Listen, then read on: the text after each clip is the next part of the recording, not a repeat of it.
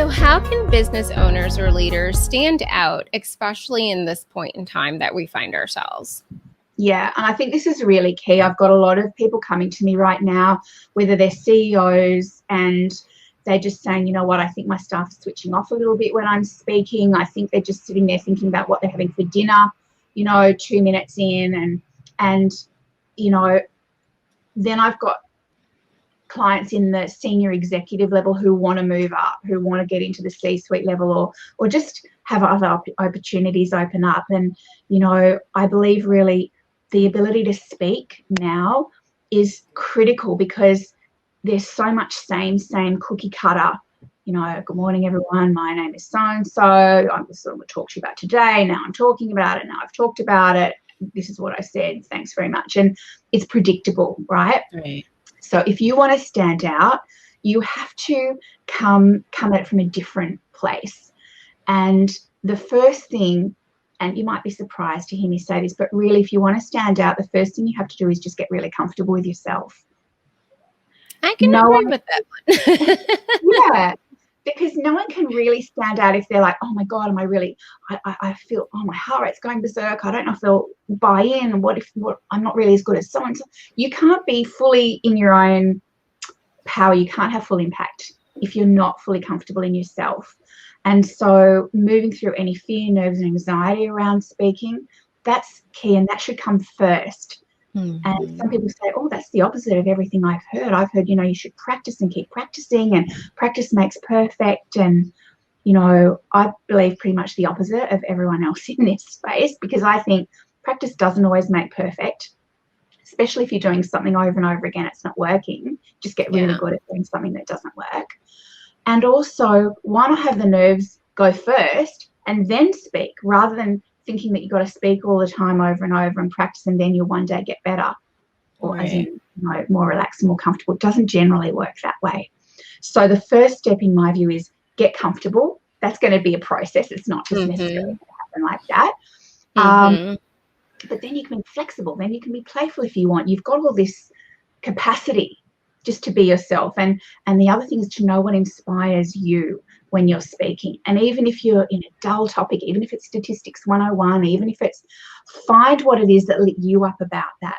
What is there in that actually does excite you at some level? And if you can't find it, just keep digging. There'll be something. Why are you teaching this? What could the potential be for the people listening? And find some spark in there that gets your interest, gets your attention, and then you can start to convey that, because a big myth is that you need a lot of charisma when you're presenting. You've got to be like Anthony Robbins, cavorting around on stage and high fives and all that. Most people who are presenting are either introverts in some way, or they don't have that style, and that's where your power is, just being you. So at the risk of sounding trite, there's a couple of examples, and one of them is Tony Hsieh, who was the CEO of Zappos. Right. Shoes, right? One of the most successful online retailers of all time. And look, he was so outside the box. I'm sure people were trying to rein him and go, look, just be a bit calmer, just be a bit this. Well, he was outrageous. He was a man of extremes. He had a zest for life. He was fun. So what did he bring in? The whole happiness thing, that book he wrote on happiness. That was his goal, make people happy. Now, if his whole vision was selling shoes, there's no way he would have built that brand to $1 billion a year company in sales. He sold it to Amazon for $1.2 billion. And his other philosophy was the work should be fun for the staff. It should be somewhere they really want to go. He would pay people to leave if they weren't aligned, right? He was quite radical, but he was just being himself.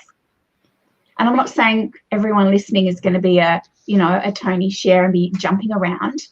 But or paying people to leave. Yeah, that's right. Right, but he had an 85% staff retention rate. Right. Pretty extraordinary, right? Absolutely, in this day and time, yeah. Yeah, so all to say, just Brene Brown, almost at the other end of the spectrum in a way in her field, introverted, down to earth, very grounded, genuine, not saying he wasn't, but that's her, that's what she really does stand for.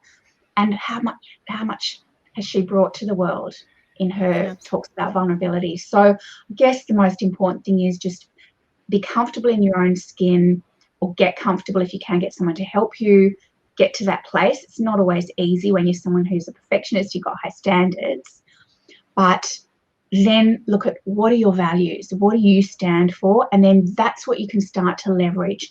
That will help you stand out. There are other things on a more logistical level, Kiva, like, the way you even craft your presentations. I really believe people are just doing all the same stuff. Start with the first line, blah, blah, blah, blah. Do this. It doesn't work. You've got to shake things up and approach things in a different way in order to stand out. So I like that though. Getting that's comfortable with just within you. And I think I don't remember what I was reading. And it was about presenting. And I think it was more so Zoom related, and like if your child walks in or, just something happens, like inviting that into the presentation instead of that, like, oh, like feeling like you're pushing it aside or like it didn't happen, and just kind of being comfortable enough to roll with it. Know also that there might be mistakes that happen, yeah, and that there is such a need to shed that perfectionist outer shell, which is often really hard for driven, people. yeah, But it is so necessary when you're doing presenting or speaking. And it actually, I think, speaking of Brene Brown, just makes you feel or um, more relatable, and that people can honestly feel connected to you because it doesn't feel as if you are this like superhuman in the realm of public speaking, like, oh wow, they stumbled over their words or that came out wrong or whatever the situation was. And to me it makes you feel like you are more normal or human or for one of those choices. So I love that, just getting comfortable with yourself. And you said something that so brought me back to my children and myself in piano lessons, which is practice doesn't always make perfect. Because you could literally practice the same mistake and continue to make that mistake every time you play that song or every time you give that talk, And so it's so important to be able to not go at it with that, okay, I'm going to do this 100 times, but it just might be that 100 times you've actually made the same mistake 100 times instead of actually gotten any better with it. So I love that what you shared there. All right. So as we get ready to wrap up, I'd love to know, and before we get to how people can reach you, are there tips that you would feel are different maybe for someone who's a solopreneur versus someone who is on the C-suite or wanting to a senior level executive? Are there things that they might do similar, or are there some things that, hey, if you're kind of over here in this solopreneur bucket, or you lead a small team of people, that you should think about this versus someone over here where their skills might be a little different, or are they pretty much the same?